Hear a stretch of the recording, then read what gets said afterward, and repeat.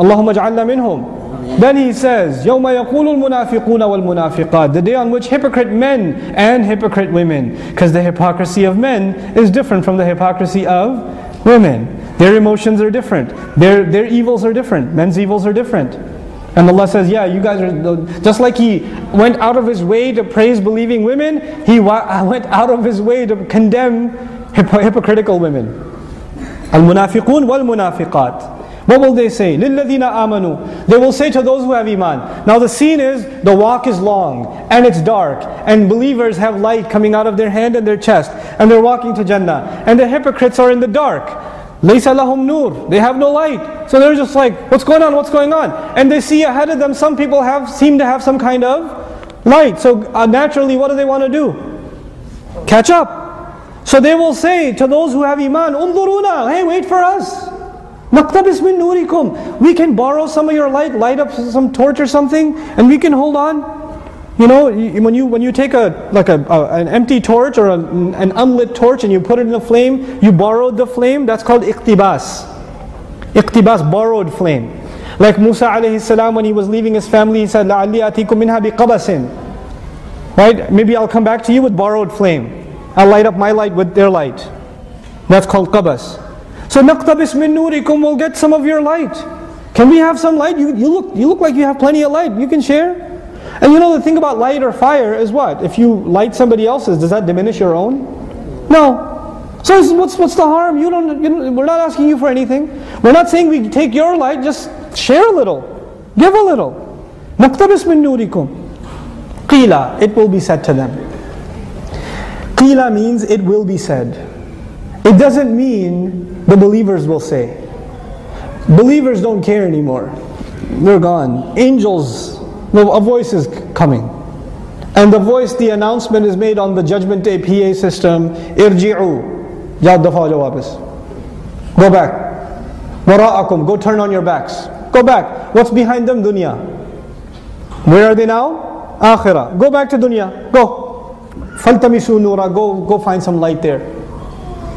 See if you can find it there now. Sarcasm. Why don't you go find your light where all of your obsession was? All of your priorities were in dunya. All of your thoughts were about dunya. All of your exhaustion was about dunya. You Muslims, those who are on Judgment Day exposed as munafiq, as hypocrites, everything you wanted was for this world. Why don't you go find your light from this world too then? You had no concern about the next world. Why would you find any light over here? You invested nothing here. Go back. فَالْتَمِسُوا نُورًا. Obviously they hear that, but they obviously know they can't go back. So they try to go forward again. He says, فَضُرِبَ بَيْنَهُمْ بِسُورٍ. Then a wall is dropped between them.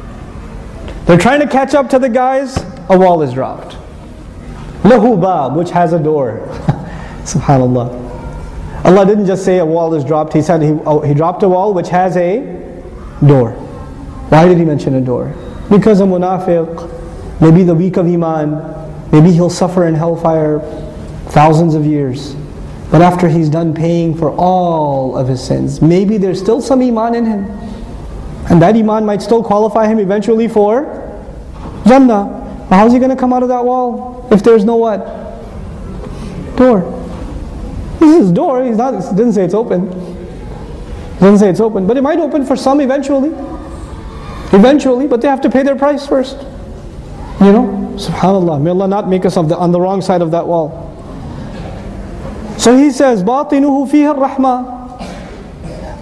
The hidden side of that wall, the hidden side of it, there's love and care and mercy. وَظَاهِرُهُ مِنْ قِبَلِهِ الْعَذَابِ. And right in front of it, the obvious side is punishment. يُنَادُونَهُمْ. Now the wall is dropped, but imagine a wall between, like a partition over here. If I call out from here, can you hear the other side? Yeah. So they start calling from the wrong side of the wall. أَلَمْ نَكُمْ مَعَكُمْ. Hey, weren't we with you? We prayed together. We went to the same masjid together. We were in the same class. We hung out together. We used to play ball together. We were the same people. Why are you ditching us now? أَلَمْ نَكُمْ مَعَكُمْ. Weren't we with you? قَالُوا بَلَى. They said, of course you were. وَلَكِنَّكُمْ فَتَنْتُمْ أَنفُسَكُمْ. You people, you put yourselves in trouble. You put yourselves in fitna. You put yourselves in questionable circumstances. You put yourselves in doubt. You kept putting yourselves in places that you knew would take you away from Allah. You put yourselves in company and in parties and hangouts that you knew would take you away from Allah, but you kept doing it anyway. And they're being told, here's my translation of fatantum anfusakum for you, young man. You kept going to the party, bro. You kept kicking it on the weekends. Fatantum anfusakum watarabbastum. And every time you were told to make tawbah, you was like, man, Ramadan is like 3 more months. Chill. I'm going to make Hajj next year. Let me just live it up a little. Alright? Let me just, come on. And even in Ramadan, it's not the 27th, alright?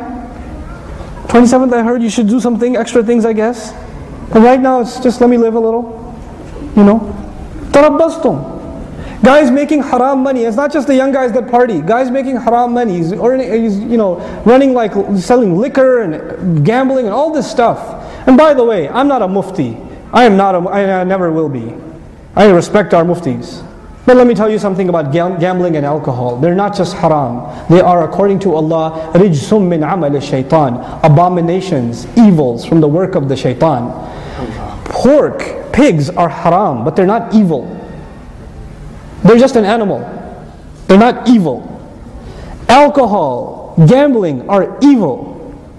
They're evil. Allah calls them abominations from the work of shaitan. Not every haram is the same level. These are special haram categories. Special haram categories. Stay away from this stuff, because you're infected by shaitan if you're involved in that stuff. You're infected by shaitan. Get away from it. Save yourself. Save your family. Get away. Stop looking for a fatwa. Stop. No fatwa will get away the stigma of shaitan from alcohol and gambling. Get away from it. It's no good for you. You're not saving anything for your family. وَتَرَبَّصْتُمْ. And you took your time. The ayah means, you said, I know it's haram money, but let me just make enough so I can pay off the house, then I'll open the halal meat shop. Then it's all halal after that. Well, let me just pay off the house first. Let me just save enough for the kids' college tuition first. Let me just save enough so I have some little bits left over. Then you'll see I will go all halal. I'm just going to go I'm going to go organic halal after that. But right now, let me just do what I'm doing. This tarabbastum, you kept putting it off. You kept saying, inshallah, inshallah, inshallah. You got to jump ship.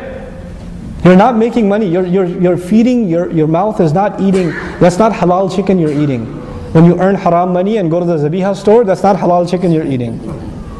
It doesn't make it, the money has to be halal and the food has to be halal. You understand? And you're feeding yourself and your family fire. Don't feed them fire. Save yourself. This is a serious matter. You keep putting it off. وَتَرَبَّصْتُمْ وَغَرَّتْكُمُ الْأَمَانِي. And when you put off like that, then shaitan gets you, man. Shaitan fills you with aspirations. Allah says, وَغَرَّتْكُمُ الْأَمَانِي. Aspirations, false hopes, they deluded you.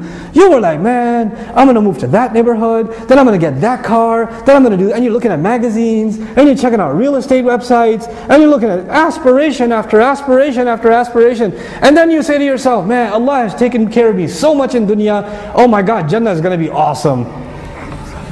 And after I write that fat check at the masjid fundraiser with my haram money, how can I not be guaranteed Jannah? I'll keep the receipt with me just in case the angel lost it somewhere. And look, I kept the receipt. You started creating your own diluted version of what will happen to you, of what success is, of what salvation is. You started feeding yourself lies. وَغَرَّتْكُمُ الْأَمَانِي حَتَّى جَاءَ أَمْرُ اللَّهِ. Until the decision of Allah came, until death came. And all of the things you used to tell yourself, and the arguments you used to have at Eid parties, and the justifications you used to make for your misbehavior, all of that will disappear. وَغَرَّكُمْ بِاللَّهِ الْغَرُورِ. And the one who is so awesome at deceiving, he got you.